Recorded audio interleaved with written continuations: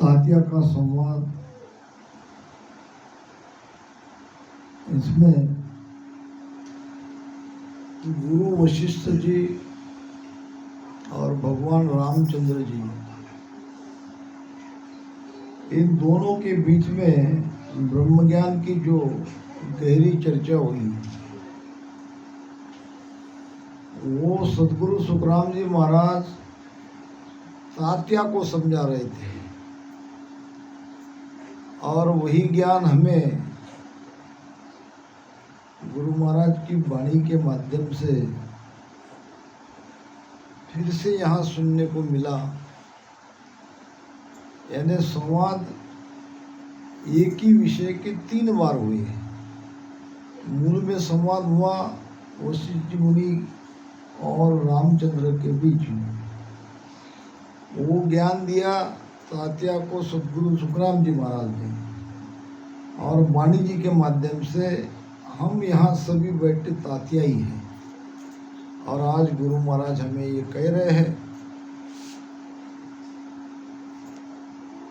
कि कालू सा गुरुदेव शीस नारद सा कहिए,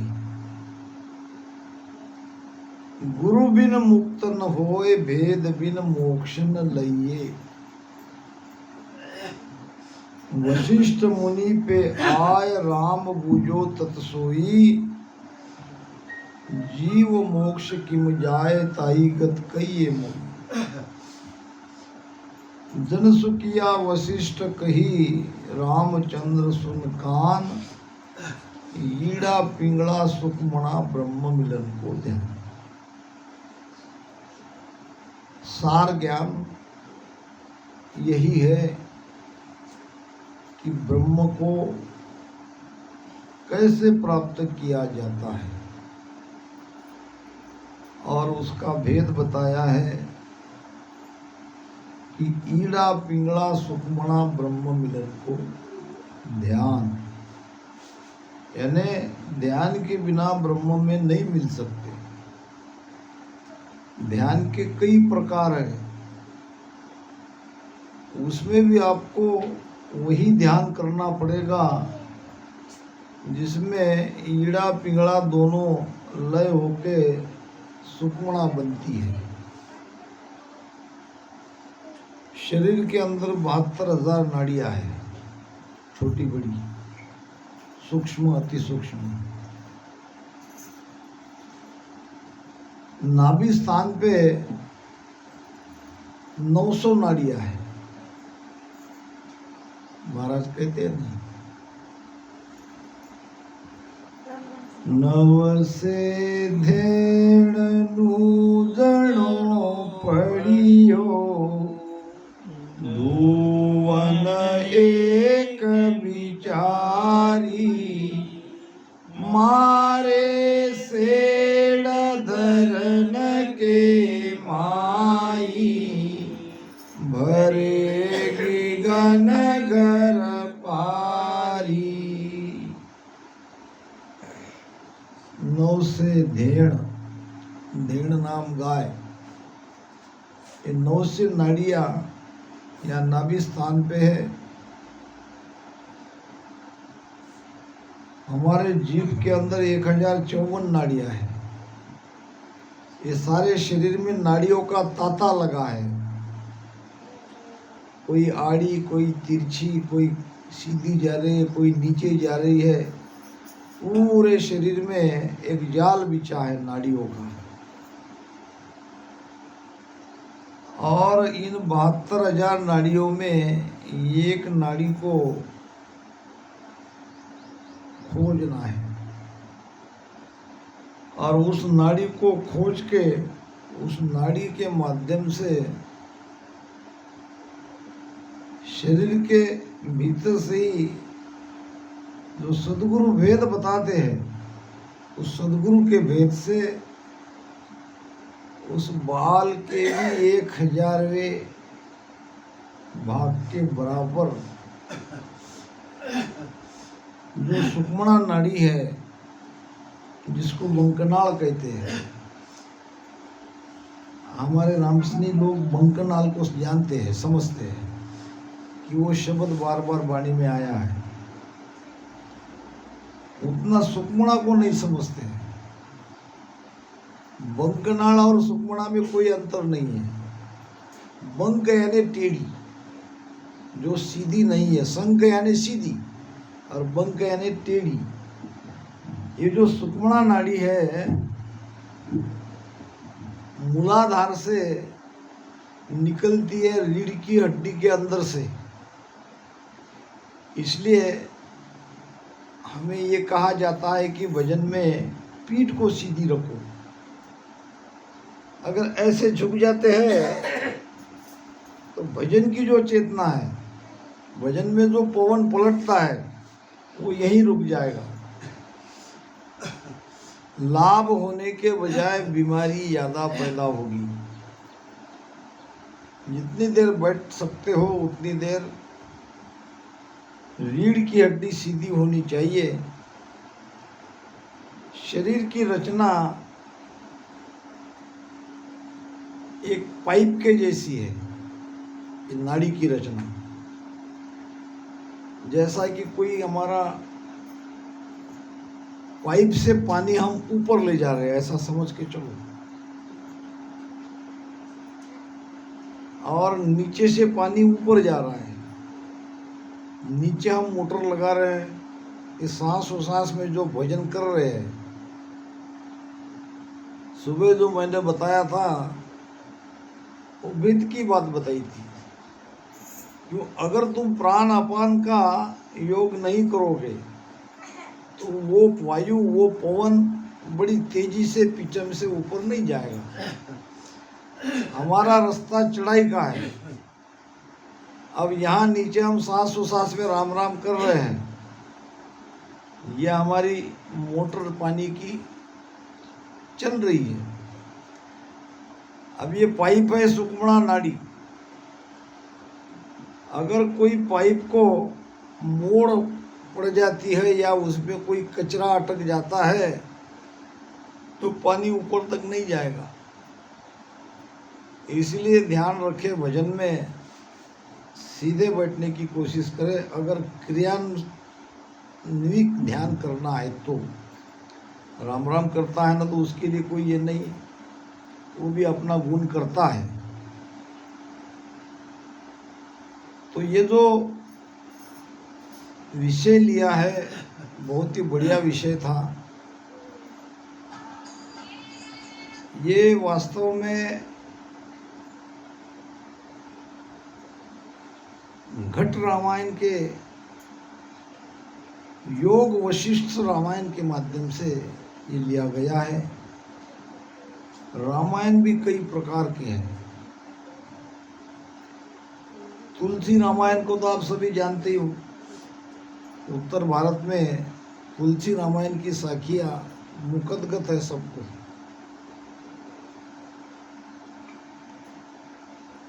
और एक है घट रामायण, एक है सुबोध रामायण,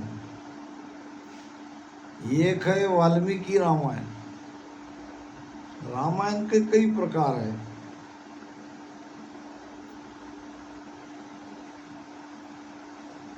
एक रामायण बहुत ही संक्षिप्त रामायण है। आदो राम तपोवनादि गमनम हत्वा मूर्ख कंचनम वैदेही हरणम जटायु मरणम।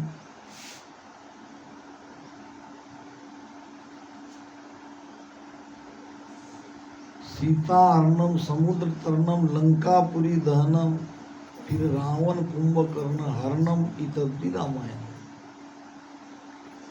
एक रामायण तो इससे भी छोटा है। एक रावन्ना, एक रामन्ना, एक क्षत्रिय एक बामन्ना, वाने वाकी नार हरी और वाने वाका घर डाल्या, बात की बंद की बातन्ना और पूछी लीके रामन्ना। पूरे रामायण में इतनी सी बात है, उसने उसकी स्त्री को हरण कर लिया और उसने उसका घर जला दिया। है तो ये संक्षिप्त, मगर इसमें बहुत गहरा ज्ञान छुपा है। 4 भाई थे, धंधे में हो गया घाटा, दिवाला निकल गया। अब दिवाला निकल गया तो करे क्या? अब सबसे बढ़िया इस संसार में बिना लागत का धंधा एक ही है। कौन सा? ये मेरे जैसा बन जाओ और निकल जाओ बाहर, और कुछ न होगा न होगा, 2 टाइम की भोजन की व्यवस्था तो राम जी कर ही देंगे।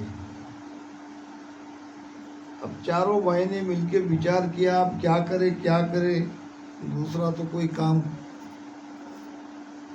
किया नहीं जिंदगी में, पैसा है नहीं, धंधा में घाटा लग गया। चारों भाई ने भगवे वस्त्र पहन लिए। अब वस्त्र तो पहन लिए, ज्ञान कहाँ से लाएंगे? एक जगह कहीं रामायण चल रही थी। बड़े भाई ने कहा चलो रामायण चल रही है, वहां जाके देखते हैं। भूख लगी है, सुबह से कुछ खाया नहीं है, पहले कम से कम पेट पूजा तो कर लेंगे।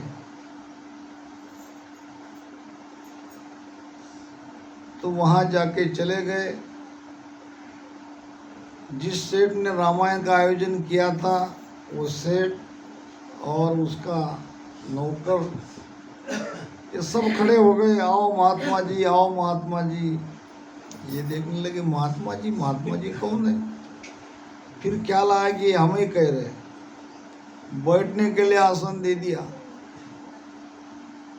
जलपान हो गया, भोजन प्रसाद की थाली लग गई, डट के भोजन कर लिया।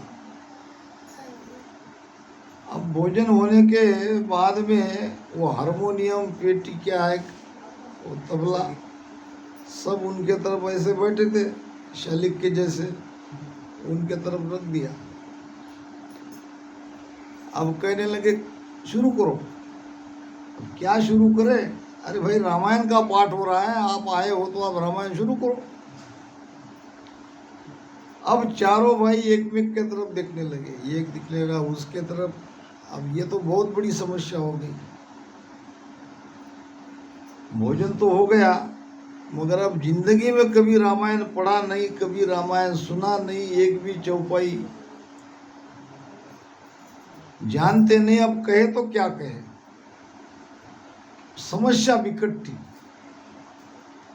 लोग सामने सुनने वाले काफी आ गए थे। आसन लगा के सेठ जी बैठे थे, उनका परिवार बैठा था, और ऊपर स्टेज पे ये चारों भाई को बिठा दिया। अब बाजा को तो हाथ लगाना ही पड़ा, कुछ न कुछ तो करना ही पड़ा। अब इतने लोगों में क्या करें? अब वो हारमोनियम निकाल के उसको बजाना प्रारंभ किया और कहता गया, ते जपा सो मैं जपा, थे जपा सो मैं जपा। शेठ जी ने अपने दीवान जी को बुलाया, जरा इधर आओ,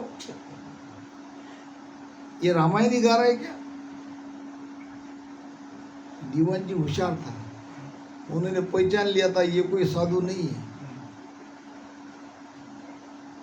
अब इनकी मजबूरी कुछ होगी, इन्होंने वस्त्र पहन लिए, भोजन तो इनको मिल गया। अब चलो इस समस्या में भी इसकी सहायता कर देते हैं। जब वो एक भाई कहने लगा थे जपा सो मैं जपा, थे जपा सो मैं जपा, तो सेठ जी पूछने लगा दीवान जी को, ये कौन सा रामायण है?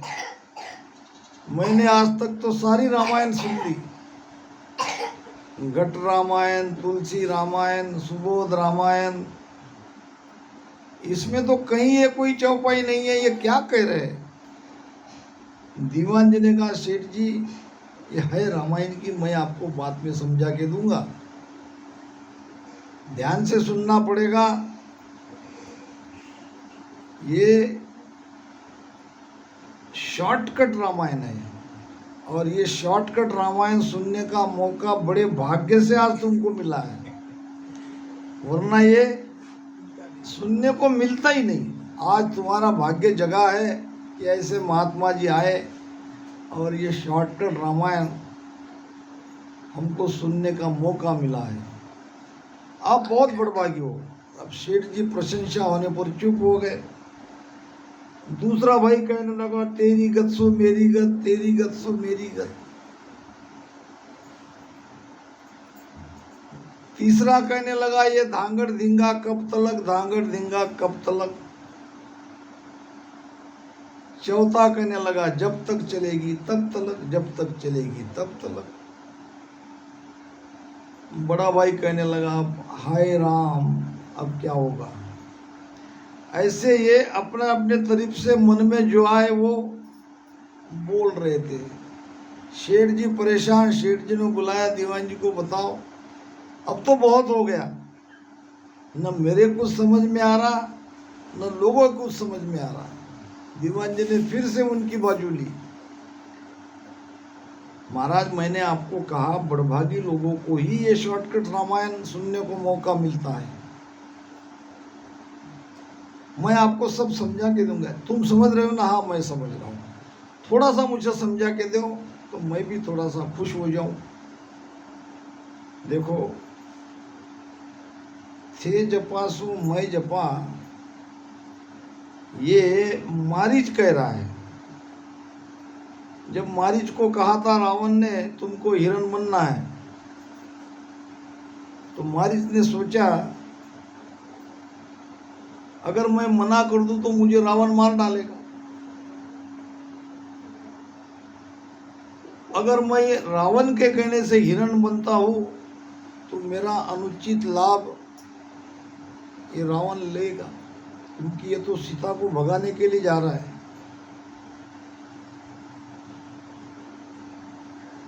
तो दीवान जी ने सेठ जी को कहा, थे जपा सो मैं जपा। ये मारीच कह रहा है कि जैसा रावण ने कहने को करने को कहा वैसा मैंने किया, क्योंकि मरना ही है। अब रावण भी तो मुझे छोड़ेगा नहीं और राम भी छोड़ेगा नहीं, तो मरना किसके हाथ से अच्छा है? राम के हाथ से। तो राम के हाथ से मेरी मृत्यु होनी चाहिए, इसलिए मैं वो हिरणा बन गया सोने का, जिसको देख के राम और लक्ष्मण दोनों भाई उसके पीछे चले गए। थे जपा सो मैं जपा। सेठ जी खुश हो गए, हाँ ये तो बहुत बढ़िया है। अब तेरी गत सो मेरी गत, ये क्या है?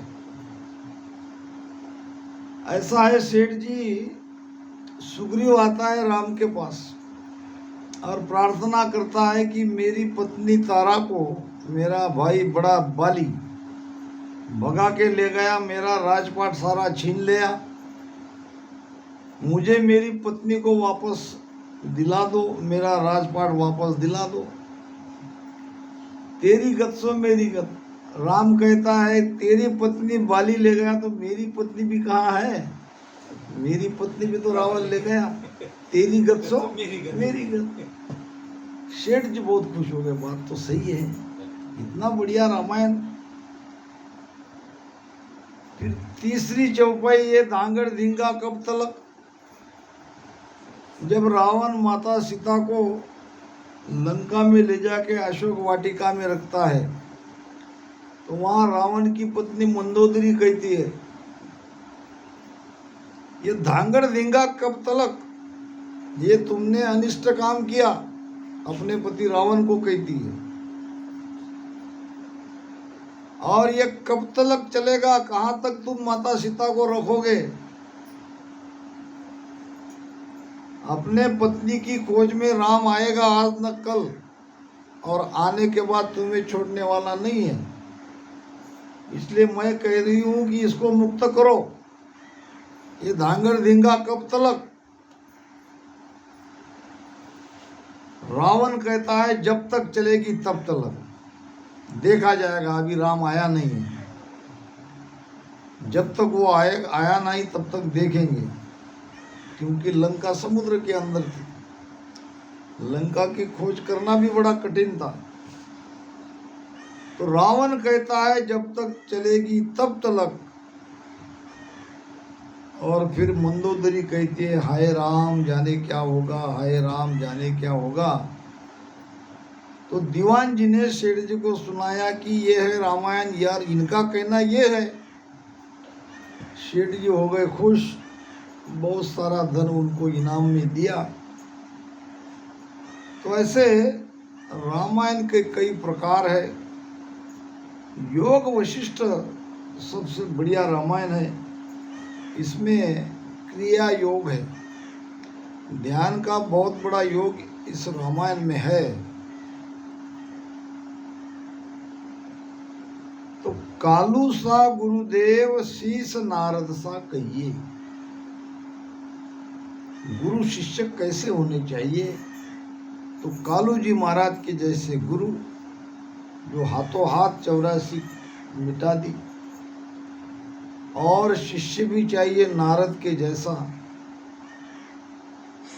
गुरु बिन मुक्त न होए, गुरु करना पड़ेगा।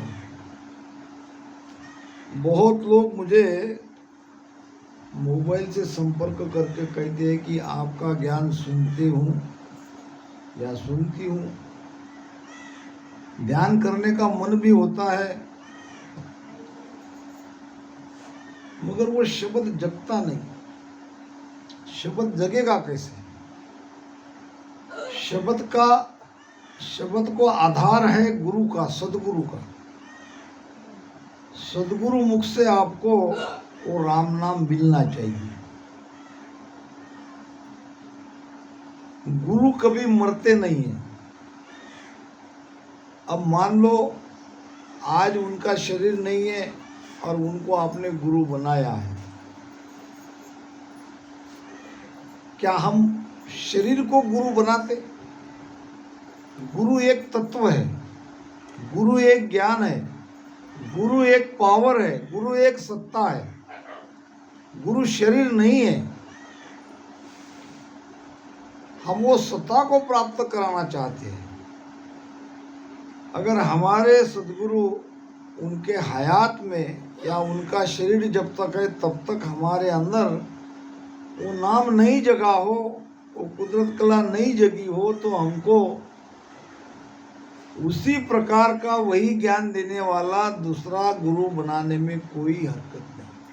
हमारे जो गुरु है वो गुरु का भाव उस गुरु में रखना चाहिए। ये तो केवल शरीर बदला है, सत्ता तो जो की त्यों है। कम ज्यादा हो सकते हैं शरीरधारी गुरु, मगर अंदर में जो पावर है, अब ये देख लो यहाँ पे इलेक्ट्रिक आ रही है।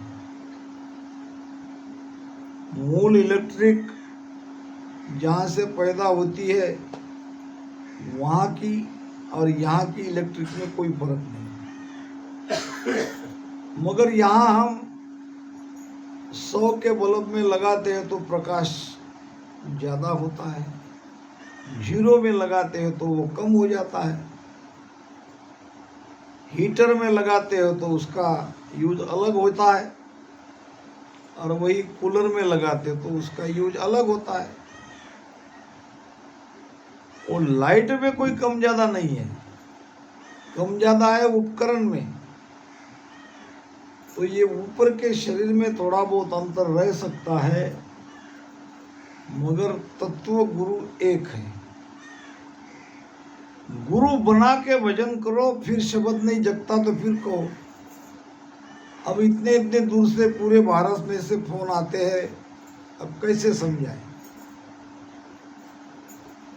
गुरु बिन मुक्त न होए, भेद बिन मोक्ष न लइए। भेद तो आपको कहीं से भी मिल जाएगा, मगर गुरु कैसे पाओगे? गुरु के तो शरण में ही जाना पड़ेगा। एक राजा था, उसने गुरु बनाया था। एक दिन गुरु महाराज राजा के महल में आए। राजा ने अपने गुरु की बहुत बढ़िया सेवा करी और चर्चा में बैठ गए। राजा ने पूछा, गुरुदेव मेरे मन में शंका है और कई दिन से है।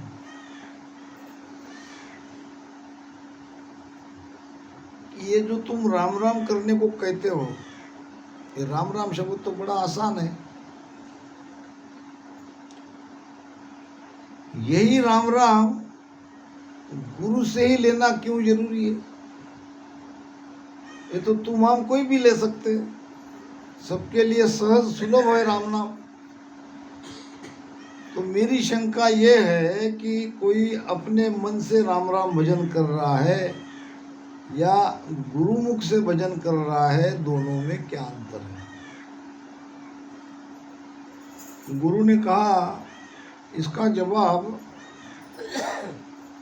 कृति से देना पड़ता है, इसलिए समय का इंतजार करो, समय आने पर मैं तुमको इसका जवाब दूंगा। कुछ महीने बाद गुरु आए अपने शिष्य राजा के महल में। अब गुरु आते तो बेरोक टोक राजा के महल में सीधे चले जाते थे, न पहरेदार उसे रोकते, न कोई सिपाही उसकी झाड़ा झड़ती लेते। सबको पता था कि राजा के गुरु है। नहीं तो वैसे राजा के यहाँ पहरा बहुत रहता है। अब के बार गुरु आए, बाहर में जो सिपाही थे, पहरेदार थे, उन दोनों को कहा कि जाओ राजा को पकड़ो। अब पहरेदार का राजा को थोड़ी पकड़ने वाले हैं, मगर कहने वाला भी कोई साधारण व्यक्ति नहीं था, वो भी तो गुरु था राजा का। इसलिए उनको कुछ कहा नहीं, मस्तक नीचे झुका दिए। आगे गया, आगे और 2-4 सिपाही मिले, सबको कहा मैं तुमको आदेश दे रहा हूँ, मैं कौन हूँ ये तुम जानते हो, तुम्हारे राजा का मैं गुरु हूँ और मेरा आदेश है कि राजा के पकड़ के लाओ मेरे पास। राजा भी सुन रहा था, आज क्या हो गया गुरु को, मुझे पकड़ने के लिए कह रहे। थोड़ी देर देखा, नीचे वैसी झंझट चल रही थी। फिर आया सेनापति। सेनापति को कहा गुरु ने, सेनापति तुम्हारे राजा को पकड़कर मेरे पास लाओ। अब दूसरा कोई ये बात कहता तो सेनापति तुरंत उसकी गर्दन उड़ा देता। राजा को पकड़ना, राजा को पकड़ने का आदेश देना कोई मामूली बात थोड़ी है। सेनापति बेचारा रुक गया। राजा ने ये सारी बातें सुनी। वहीं से राजा ने तुरंत आदेश दिया, पकड़ो उस महात्मा को। राजा का आदेश मिलते ही चारों तरफ से सारे सिपाही ने घेर लिया, 2-4 इधर 2-4 उधर, और अगले आदेश की राह देखने लगे कि आप कैद में डालने के लिए कहते, कि वहां पकड़ कर लाने के लिए कहते। ऐसे पकड़ के खड़े रहे तो संत कहते कि छोड़ो छोड़ो छोड़ो। क्यों छोड़ो? राजा का आदेश है। राजा को ही कह रहा हो कि मुझे मुक्त कराओ, ये तुम्हारे प्रश्न का जवाब है। क्या मैं पागल थोड़ी हो गया, मैं तुमको पकड़ने के लिए आदेश दूं? ये तुम्हारे उस दिन के प्रश्न है कि पकड़ो। ये मैंने भी कहा, एक बार नहीं 3-3 बार कहा, मगर मेरे आदेश का पालन नहीं हुआ, मेरे शब्द का कोई यहाँ पे महत्व नहीं हुआ। क्योंकि मैंने भी कहा था पकड़ो पकड़ो, न तुम्हारे सिपाही ने सुना, न तुम्हारे सेनापति ने सुना। जैसे ही तुमने एक बार पकड़ो कहा, मुझे सारे लोगों ने पकड़ लिया। पकड़ो मैंने भी कहा, पकड़ो तुमने भी कहा, मगर तुम्हारा पकड़ो पावरफुल था, मेरा पकड़ो उसमें पावर नहीं था। बस राजा, यही फर्क है गुरुमुख से राम राम करना और अपने मनमुख से राम राम करना। तो गुरु बिन मुक्त न होए, भेद बिन मोक्ष न लइए। इसलिए गुरु बनाना जरूरी है। गुरु बनाने के लिए रानी मैनावती ऊपर से मंजिल से रो रही थी, उसरे आंसू नीचे राजा गोपीचंद के शरीर पर गिर गए थे, जो नहा रहे थे। सारी रानियां दासियां उसको नहा रही थी और ऊपर उसकी माता मैनावती रो रही थी। किसके लिए रो रही थी? गोपीचंद ने तो कहा माता